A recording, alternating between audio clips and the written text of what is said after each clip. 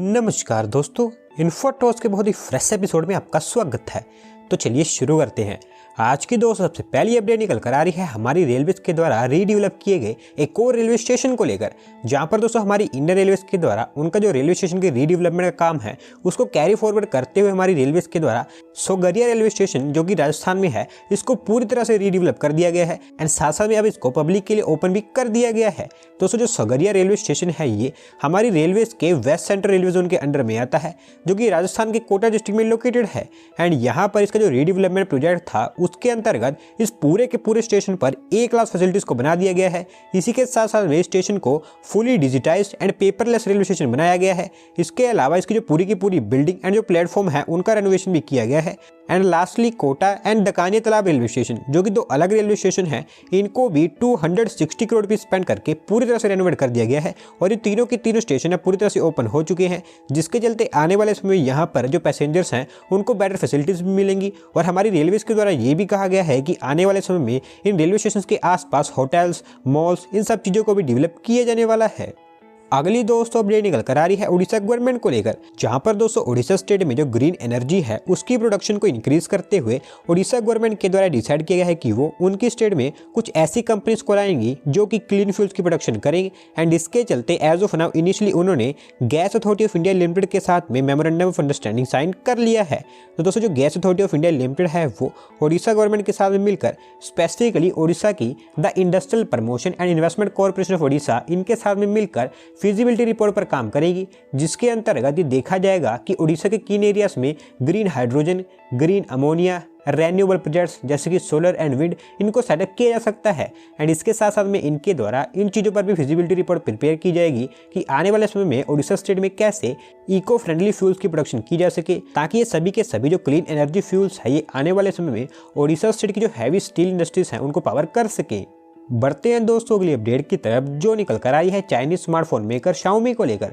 जहां पर दोस्तों हमारी भारतीय सरकार के द्वारा शाओमी के ऊपर 653 करोड़ रुपीस का एक फाइन लगा दिया गया है, क्योंकि हमारी मिनिस्ट्री ऑफ फाइनेंस के द्वारा कहा गया है कि ये जो कंपनी है ये उनके इंपोर्ट एंड जो कस्टम ड्यूटी जो कि उनको पे करनी होती है उसको इवेड करने का प्रयास कर रही थी। तो दोस्तों होता क्या है कि अगर कोई कंपनी या फिर कोई लीगल ऑब्लिगेशन किसी दूसरी कंट्री से कोई प्रोडक्ट को इम्पोर्ट करता है और किसी दूसरी कंपनी की टेक्नोलॉजी को भी यूज करता है तो वो जो कंपनी है उसको रॉयल्टी एंड साथ साथ में लाइसेंस फीस भी पे करनी होती है, और वही प्रोडक्ट को इंपोर्ट करने पर उनके द्वारा इंपोर्ट एंड कस्टम ड्यूटी भी पे करनी पड़ती है। और दोस्तों शाओमी उनके केस में ये दोनों काम कर रही थी, जहां पर उनके द्वारा प्रोडक्ट्स को इंपोर्ट भी किया जा रहा था और प्रोडक्ट्स के ओनर होने के बावजूद भी उनके द्वारा जो रॉयल्टी एंड जो लाइसेंस फीस है उनको उनकी जो बुक्स ऑफ अकाउंट्स है वहां पर रजिस्टर नहीं किया जा रहा था, जिसके थ्रू वो जो कस्टम ड्यूटी एंड साथ साथ में जो इंपोर्ट ड्यूटी है उसको भी इवेड करने का ट्राई कर रहे थे। पर नाउ हमारी जो मिनिस्ट्री ऑफ फाइनेंस है उन्होंने उनको एक तरह से आप कह सकते हैं पकड़ लिया है, जिसके चलते हमारी भारतीय सरकार के द्वारा इनके ऊपर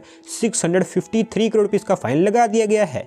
अगली दोस्तों अपडेट निकल कर आ रही है हमारी Indian EV manufacturing company HOP electric mobility को लेकर, जहां पर दोस्तों इंडिया में उनका जो ईवी बिजनेस है उसको एक्सपांड करते हुए एचओपी इलेक्ट्रिक मोबिलिटी लिमिटेड के द्वारा डिसाइड किया गया है कि वो हमारे देश में उनकी जो मैन्युफैक्चरिंग कैपेसिटी है उसको इंक्रीज करने वाले हैं, जिसके लिए उनके द्वारा 100 करोड़ रुपीस की इन्वेस्टमेंट की जाएगी। दोस्तों ये कंपनी है इनके पास में ऑलरेडी राजस्थान के जयपुर में उनका एक मैन्युफैक्चरिंग प्लांट है जिसकी कैपेसिटी 50,000 यूनिट्स पर एनम की है, और इनका जो प्लांट है इसको इनके द्वारा इजीली एक्सपांड किया जा सकता है, जिसके चलते इनके द्वारा डिसाइड किया गया है कि वो एक न्यू मैन्युफैक्चरिंग प्लांट सेटअप करने की बजाय उनका जो एग्जिस्टिंग मैन्युफैक्चरिंग प्लांट है सबसे पहले उसको ही एक्सपांड करेंगे, जिसके अंतर्गत इनिशियली 100 करोड़ रुपीस की इन्वेस्टमेंट के थ्रू इनकी जो 50,000 यूनिट्स पर एनम की कैपेसिटी है उसको इंक्रीज करके 1 लाख पर एनम तक कर दिया जाएगा। और जैसे जैसे आने वाले समय में हमारा जो इंडियन ईवी सेक्टर ग्रो होता चला जाएगा वैसे वैसे कंपनी के द्वारा ये भी कहा गया है कि वो आने वाले समय में उनका एक न्यू ईवी मैन्युफैक्चरिंग प्लांट भी सेटअप करेंगे, जो कि काफ़ी बड़ा प्लांट होगा। एंड इस प्लांट की जो कैपेसिटी होगी उसके चलते इंडिया में इनकी जो टोटल मैन्युफैक्चरिंग कैपेसिटी होगी वो पर एनम 5 लाख यूनिट्स तक पहुंच जाएगी। दोस्तों आप एस्टिमेशन लगा सकते हैं कितना बड़ा प्लांट होने वाला है, और 2023 तक हो सकता है कि इनका जो न्यू प्लांट होगा ये भी हमें हमारे देश में बनता हुआ देखने को मिले। अगली दोस्तों अपडेट निकल कर आ रही है हमारे देश में अप्रूव की गई एक न्यू रेल लाइन को लेकर, जहां पर दोस्तों हमारी भारत सरकार की लुक ईस्ट पॉलिसी के अंतर्गत हमारी जो इंडियन रेलवेज है उनके द्वारा इम्फाल मोरे रेल लाइन को अप्रूव कर दिया गया है एंड नाउ इसका जो फाइनल लोकेशन सर्वे है उसकी स्टार्टिंग हो चुकी है। तो दोस्तों जो Jiribam Imphal rail line project है ये ऑलरेडी एक under construction rail line project है जिसको हमारे नॉर्थ ईस्ट एरिया में बनाया जा रहा है एंड आने वाले समय में जब ये बनकर तैयार हो जाएगा तो हमारे जो नॉर्थ ईस्ट एरिया में रेलवे ट्रांसपोर्टेशन है वो पूरी तरह से ट्रांसफॉर्म होने वाला है। एंड नाउ दोस्तों इसी पीरियड के अंतर्गत जो इम्फाल तक ये रेल लाइन जाएगी वहां से इस रेल लाइन को मोरे तक एक्सटेंड कर दिया जाएगा जो कि बिल्कुल ही म्यांमार बॉर्डर के पास में है। एंड एक बार इम्फाल से मोरे के बीच में ये जो 111 किलोमीटर लंबी न्यू रेल लाइन बनकर तैयार हो जाएगी तो इसको आने वाले समय में म्यांमार का जो एग्जिस्टिंग रेल नेटवर्क है उससे भी कनेक्ट कर दिया जाएगा, जिसके चलते आने वाले समय में भारत की रीच साउथ ईस्ट एशिया तक इजिली हो जाएगी। और एज ऑफ नाउ दोस्तों जो लाइन है इसका जो सर्वे है इसको स्टार्ट किया जाएगा, जिसके अंतर्गत ये चेक किया जाएगा कि कैसे इस रेल लाइन का कंस्ट्रक्शन किया जाने वाला है, क्योंकि जिस एरिया में ये रेल लाइन बनकर तैयार होने वाली है वो काफ़ी डिफिकल्ट टेरेन एरिया है जिसके भी फाइनेंशियल वायबिलिटी भी प्रिपेयर होने वाली है। अगली दोस्तों अपडेट निकल कर आ रही है पुणे इंटरनेशनल एयरपोर्ट को लेकर, जहां पर दोस्तों पुणे इंटरनेशनल एयरपोर्ट के एक्सपेंशन में लगे जो ऑफिशियल्स हैं उनके द्वारा कह दिया गया है कि पुणे इंटरनेशनल एयरपोर्ट का जो एक्सपेंशन का काम है वो अब फाइनल स्टेजेस में पहुंच चुका है और इसी साल के एंड तक पुणे इंटरनेशनल एयरपोर्ट पर एक न्यू इंटीग्रेटेड टर्मिनल एंड साथ साथ में मल्टी पार्किंग फैसिलिटी एंड कुछ छोटी मोटी जो और फैसिलिटीज़ हैं वो बनकर तैयार हो जाएंगी। तो दोस्तों जो पुणे है वो महाराष्ट्र स्टेट की one of the fastest growing city है एंड काफ़ी लंबे समय से यहाँ पर डिमांड की जा रही है कि एक इंटरनेशनल एयरपोर्ट को सेटअप किया जाए, पर अभी तक वो डिमांड तो कंप्लीट नहीं हुई है। लेकिन पुणे का जो एग्जिस्टिंग एयरपोर्ट है जो कि हमारी इंडियन एयरफोर्स के द्वारा ऑपरेट किया जाता है वो भी हमारी एयरफोर्स के रिस्ट्रिक्शंस के चलते पूरी तरह से ऑपरेट नहीं हो पाता है। और जैसा कि मैंने बताया कि जब पुणे है वो महाराष्ट्र की one of the fastest growing city है तो इस एयरपोर्ट पर जो पैसेंजर्स की मूवमेंट है वो डे बाय डे काफ़ी तेज़ी से इंक्रीज होती चली जा रही है और ये जो एयरपोर्ट है ये अपनी क्षमता से बाहर काम कर रहा है। एंड दोस्तों इसी को देखते हुए पुणे इंटरनेशनल एयरपोर्ट पर एक न्यू टर्मिनल बिल्डिंग का कंस्ट्रक्शन किया जा रहा है जो कि पुणे एयरपोर्ट पर जो एग्जिस्टिंग टर्मिनल बिल्डिंग है उससे साइज में 2 गुना बड़ी होगी। एंड साथ साथ में पुणे इंटरनेशनल एयरपोर्ट के आसपास पार्किंग जो कि काफ़ी बड़ी प्रॉब्लम है, इसके लिए भी मल्टी पार्किंग फैसिलिटी को बनाकर कंप्लीट किया जा रहा है जो कि मार्च तक ओपन हो जाएगी। और वही जो न्यू इंटीग्रेटेड टर्मिनल बनकर तैयार हो रहा है वो भी इसी साल अगस्त तक बनकर तैयार हो जाएगा।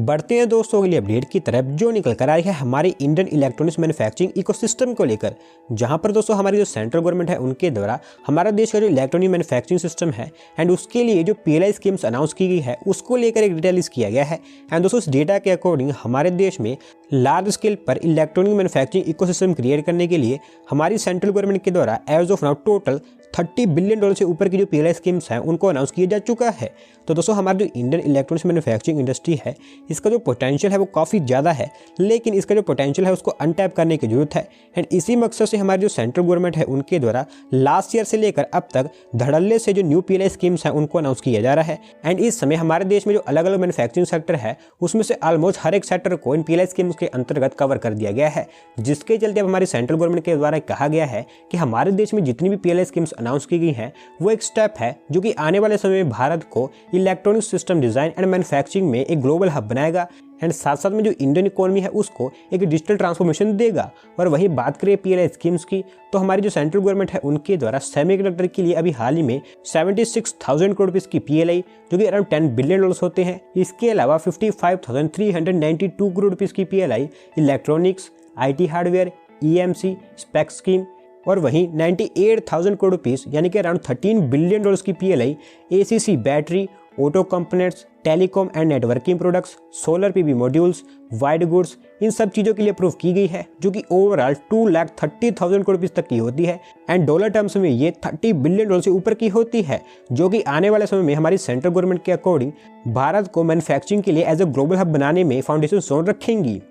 आज की दोस्तों लास्ट अपडेट निकल कर आ रही है मुंबई गोवा हाईवे प्रोजेक्ट को लेकर, जहां पर दोस्तों हमारे minister of road transport and highways mister Nitin Gadkari के द्वारा कहा गया है कि मुंबई गोवा हाईवे जिसको नेशनल हाईवे 66 भी कहा जाता है, इसकी जो वाइडनिंग का काम है वो 2024 तक कंप्लीट होगा, जिससे अब हमें ये पता चलता है कि जो प्रोजेक्ट है ये 2 से 2.5 साल और भी लेट हो गया है। तो दोस्तों जो मुंबई गोवा हाईवे है और इसकी जो वायरिंग का काम है वो पिछले 1 डिकेड से चल रहा है। एंड क्योंकि इसको महाराष्ट्र और गोवा के कोंकण और कोस्टल रीजन में बनाकर कंप्लीट किया जा रहा है तो इसी के चलते इसके डेवलपमेंट के लिए land acquisition and forest clearances, ये दो काफ़ी बड़ी प्रॉब्लम्स है जो कि टाइम टू टाइम बैक आती रहती हैं। एंड दोस्तों इन्हीं मेन रीजंस के चलते अभी तक ये जो हाईवे का काम है वो कंप्लीट नहीं हो पाया है। और पिछले साल सितंबर में हमारी जो NHAI थी उनके द्वारा कहा गया था कि मार्च 2022 तक ये जो प्रोजेक्ट है ये पूरी तरह से कंप्लीट हो जाएगा, लेकिन अब land acquisition and forest clearances, इन दोनों प्रॉब्लम्स के चलते जो प्रोजेक्ट है इसकी डेडलाइन और भी ज़्यादा पुश हो गई है। एंड कहा ऐसा गया है कि 2024 तक अब ये कंप्लीट होगा।